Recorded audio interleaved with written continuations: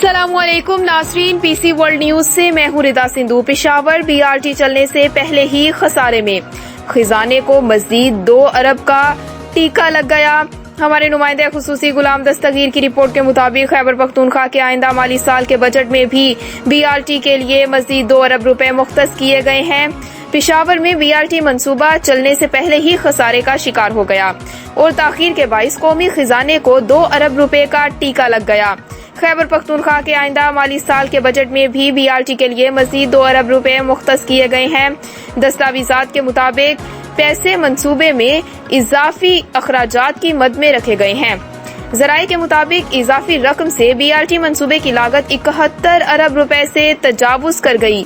इजाफी रकम से मुसाफिरों को किराए पर सब्सिडी देने के साथ साथ मुलाजमीन की तनख्वाहों, पेट्रोल, सफाई, सिक्योरिटी अखराजात भी पूरे किए जाएंगे।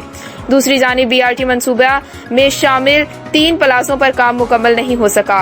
प्लाजों से सालाना करोड़ों रुपए की आमदन का तखमीना लगाया गया था, लेकिन आमदन न होने के बाइस इजाफी रकम बजट में रकम रखी गई है। वाज़ेह रहे कि पीटीआई हुकूमत ने पंजाब के बरअक्स बीआरटी मंसूबे पर सब्सिडी न देने का ऐलान किया था। दूसरी जानिब चीफ एग्जीक्यूटिव ऑफिसर खान ने मीडिया से गुफ्तगू करते हुए बताया कि बजट में बीआरटी मंसूबे के लिए रकम रखी गई है, जबकि प्लाजे अभी तामीर नहीं, इसलिए आमदन कम होगी।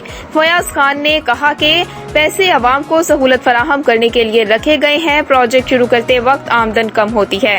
उनका मजीद कहना था कोरोना वबा के बाइस आमदन में मजीद कमी का इम्कान है, जबकि कोरोना SOPs के तहत बस चलाने से आमदन कम होगी।